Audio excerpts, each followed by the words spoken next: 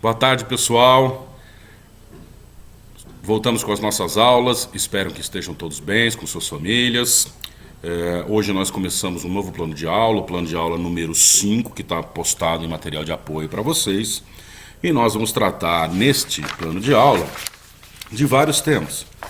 Vamos falar da constitucionalização e o direito constitucional, o constitucionalismo, o neoconstitucionalismo, os conceitos de Constituição e os elementos das Constituições. Aqui nós já adentramos na matéria de direito constitucional, na teoria geral do direito constitucional. Desde o primeiro dia de aula eu falei para vocês que a ciência política ela vem como uma preparação para o direito constitucional. Nós praticamente esgotamos aí os assuntos da ciência política e agora entramos nesta teoria geral do direito constitucional, que também tem muita relação com a ciência política. Muito bem. Então, constitucionalização e direito constitucional. Bom, a constitucionalização é um movimento de codificação das constituições, que vem junto com o movimento de codificação do ordenamento jurídico como um todo. Nós tivemos aí o Código Civil Napoleônico como uma constituição privada, uma constituição do direito privado. Então, nessa clássica divisão trazida pelas codificações, nós tínhamos lá a alocação do direito civil como direito privado e o direito constitucional como direito público. O professor José Afonso da Silva ainda diz na sua obra que o direito constitucional é um direito público fundamental. Muito bem. Esse movimento de codificação foi perdendo força, principalmente pelo surgimento de outros microsistemas que acabaram tratando das disciplinas e tudo mais.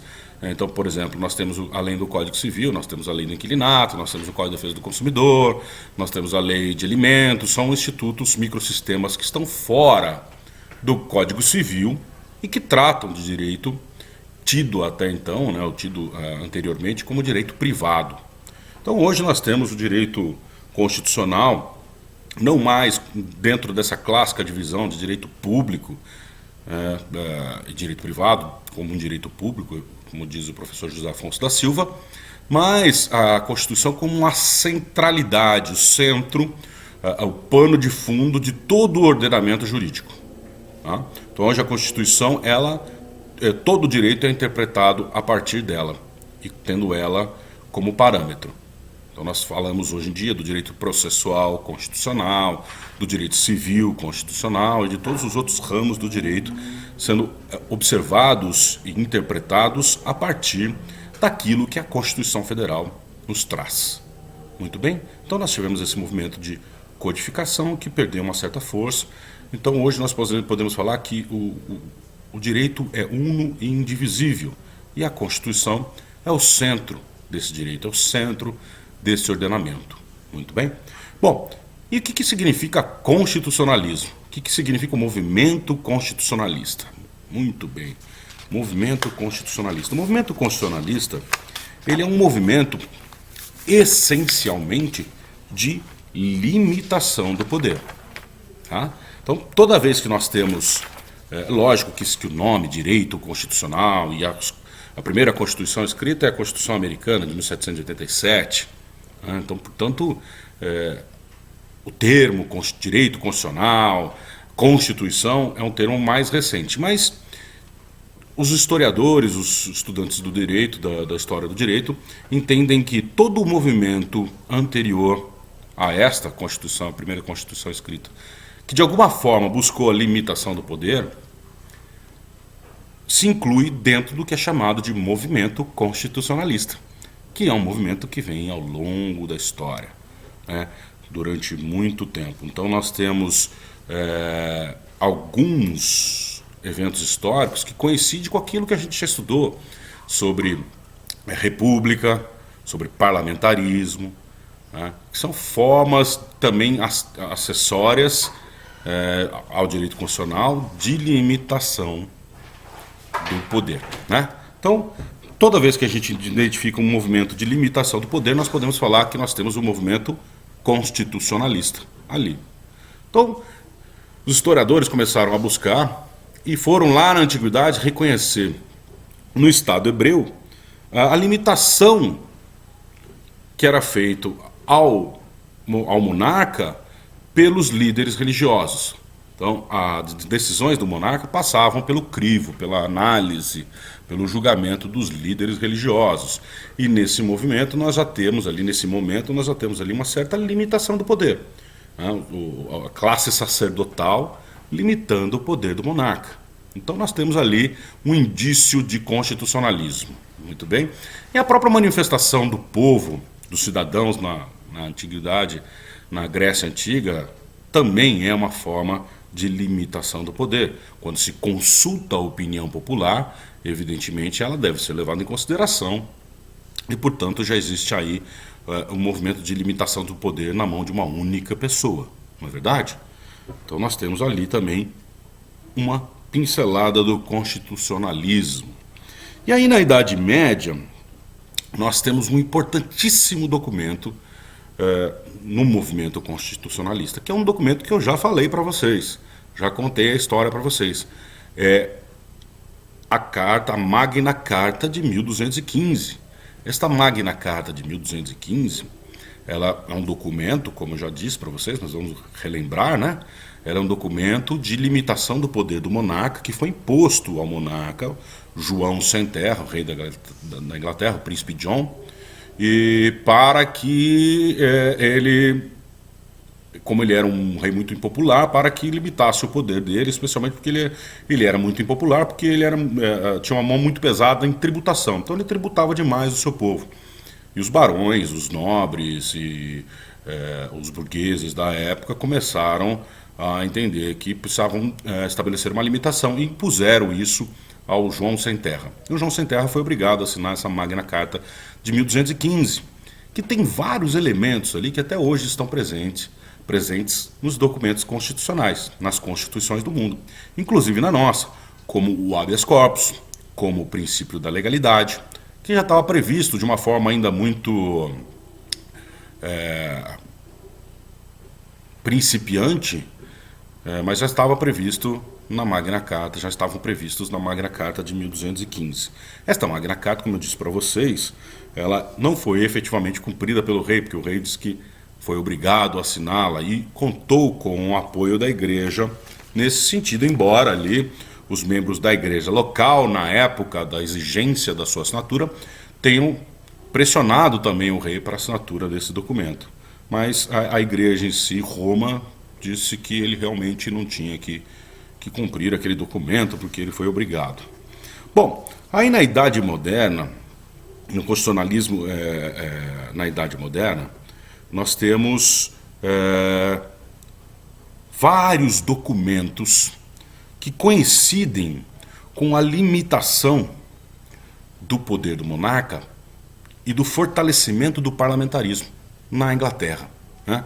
Nós temos alguns documentos, temos um que chama Petition of Rights, Petição de Direitos, de 1628, que reforçava as liberdades civis, é um marco muito importante no desenvolvimento dos direitos humanos. Depois nós temos o Habeas Corpus Act, de 1679. O Habeas Corpus Act, a ação de habeas corpus, define e reforça o instituto da ação de habeas corpus que nós temos até hoje, né? Vamos lembrar que já lá na Carta de 1215, na Magna Carta de 1215, já havia esta previsão do habeas corpus. Mas nesse momento aqui nós temos um reforço desse direito, desta ação para a garantia das liberdades de ir e vir e permanecer contra a prisão ilegal, abusiva ou arbitrária. Depois nós temos o Bill of Rights, que é a Declaração de Direitos de 1689, que reforça o direito à propriedade privada e assegura a imunidade do discurso dos parlamentares. Em que sentido? Os parlamentares, o parlamento inglês, aquilo que era dito dentro do parlamento, não poderia ser objeto de análise por outro órgão público ou por outro órgão que não o próprio parlamento, como uma imunidade parlamentar que nós temos até hoje, sobre opiniões, palavras e votos dos nossos parlamentares na nossa Constituição de 1988. Tá? Depois nós temos a Act of Settlement, que é um acordo estabelecido que reafirma o princípio da legalidade. Esse Act of Settlement é de 1701. Ela reafirma o princípio da legalidade, exigindo que os detentores do poder se submetam ao princípio da legalidade. E também garantiu, olha só que interessante, garantiu a independência e a autonomia dos órgãos jurisdicionais. E levantou a possibilidade de responsabilização política dos governantes, dos agentes públicos. Então, olha só, isso aqui é de 1701, gente. Lá na Inglaterra, em 1701, nós já tínhamos a definição de que o judiciário é um órgão autônomo e independente, né? E hoje a gente vê movimento mandando fechar o STF, né? Tem problemas no STF? Com certeza tem problemas no STF.